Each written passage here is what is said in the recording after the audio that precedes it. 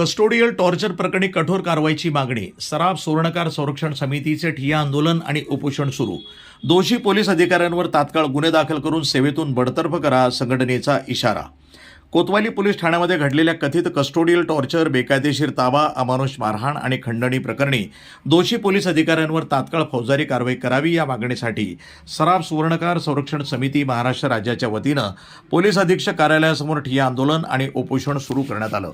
या आंदोलनामध्ये संघटनेचे संस्थापक अध्यक्ष काकासाहेब बुऱ्हाडे, अध्यक्ष उमेश बुऱ्हाडे, उत्तर महाराष्ट्र अध्यक्ष गणेश टाक, संपर्क प्रमुख अतुल पंडित यांच्यासह उमेश बागडे, ओमकार गडगिळे, अक्षयनाथ शहाणे, अमोल रायमोकर, लक्ष्मण दहिवाळ, गजानन शहाणे, गणेश मैड, दिलीप सिदवाडकर, प्रथमेश नगरकर, श्रीनिवास इंदपूरकर आदींसह राज्यभरातील सुवर्णकार व्यावसायिक मोठ्या संख्येनं सहभागी झालेत.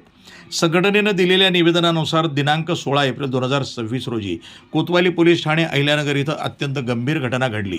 बोधेगाव तालुका शेवगाव येथील सराफ व्यावसायिक भागवत अदापुरे यांना कोणतीही कायदेशीर प्रक्रिया न पाळता दुकानातून जबरदस्तीनं ताब्यात घेण्यात आलं.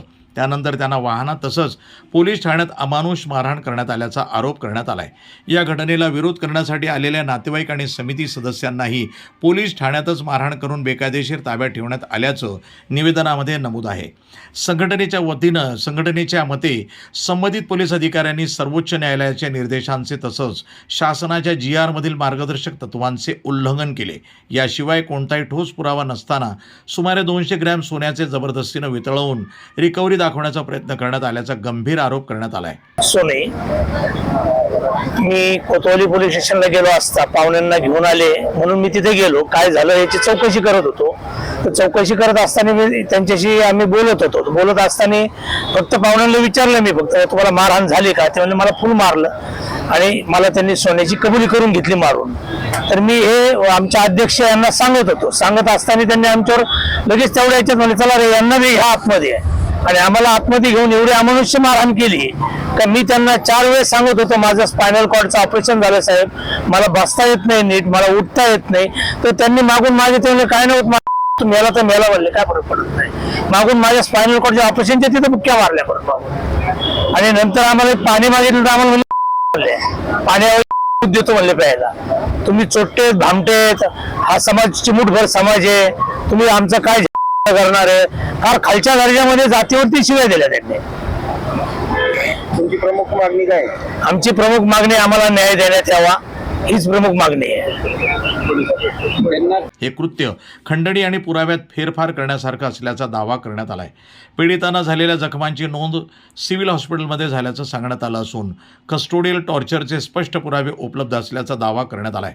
तसंच ही घटना पोलीस वाहन आणि पोलीस ठाण्याच्या परिसरात घडल्यानं संबंधित कालावधीतील CCTV फुटेज तात्काळ जतन करून प्रणाली सील करण्याची मागणी करण्यात आली आहे. दोषी पोलीस अधिकारी आणि कर्मचाऱ्यांवर तात्काळ FIR दाखल करावा, संबंधित अधिकाऱ्यांना तात्काळ निलंबित करून सेवेतून बडतर्फ करावे, जबरदस्तीने घेतलेले सोने परत द्यावे, प्रकरणाची चौकशी CID किंवा विशेष तपास पथकाकडे द्यावी, CCTV फुटेज जतन करून निष्पक्ष तपास सुनिश्चित करावा. 17 एप्रिल 2026 रोजी तक्रार देऊनही अद्याप कोणती कारवाई झालेली नसल्याचा आरोप संघटनेनं केला आहे. 2 दिवसामध्ये कारवाईचं आश्वासन देऊनही 12 दिवस उलटून गेल्यानं संताप व्यक्त करण्यात आला. तात्काळ कारवाई न झाल्यास आंदोलन अधिक तीव्र करण्याचा इशाराही यामध्ये देण्यात आलाय. नमस्कार, मी सराफ सुवर्णकार संरक्षण समिती प्रदेशाध्यक्ष उमेश बुऱ्हाडे, बारामती. आपल्या कोतवाली पोलीस स्टेशन येथील DBचे PSI आणि DBची त्यांची टीम यांनी गुन्हा रजिस्टर नंबर 238 पब्लिक सर्व्हिस यामध्ये तपास करत असताना बोधेगाव येथील सराफ भागवतजी अदापुरे तसेच आपल्या तपास करत असताना SOPचं केलेलं उल्लंघन आणि सर्वोच्च न्यायालयाच्या असणाऱ्या गाईडलाईन्स याचं केलेलं उल्लंघन तसेच आपल्या संविधानिक अधिकाराचं केलेलं उल्लंघन आणि चोरीचा तपास करत असताना या सर्व बेकायदेशीर कारवाई करून ज्या पद्धतीने खंडणी सदृश्य म्हणजे सराफाला वेटीस धरून मारहाण करून त्यांच्या मुलाला त्याचं सोनं आणायला लावणे इथपर्यंतची चुकीची कारवाई करून जे काय सोनं रिकव्हर केलेलं आहे, जे सोनं चोरीचं नसून ते त्यांच्या दुकानातील विक्रीचं सोनं आहे, जे सोनं त्यांनी GST भरून घेतलेलं आहे, म्हणजे स्टोलन प्रॉपर्टी जर त्यांच्याकडे असेल तर ती रिसीव्ह करणं हा पोलिसांचा अधिकार आहे. तो त्या कारवाईबद्दल आमचं दुमत नाही.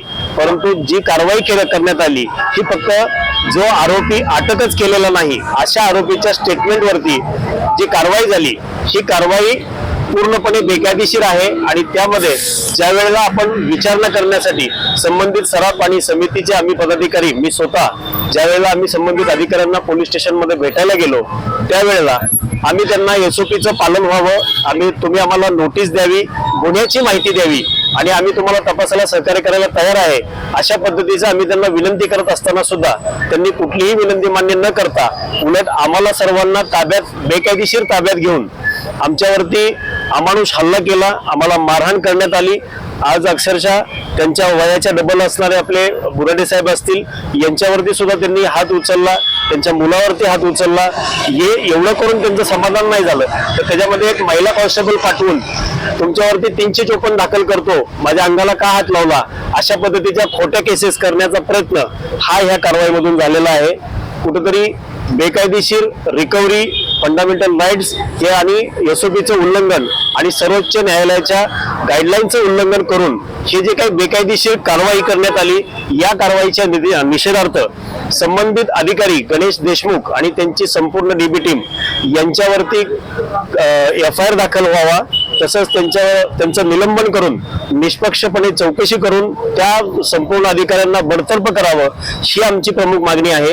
आणि अशा पद्धतीच्या गुंड प्रवृत्ती असणाऱ्या, वर्दीला कलंकित करणाऱ्या लोकांना सर्व्हिसमध्ये राहता येणार नाही यासाठी आम्ही आज अधीक्षक कार्यालयासमोर आज आपण आमच्या मागण्याचं निवेदन देऊन आम्ही या संदर्भामध्ये मागण्या करतोय।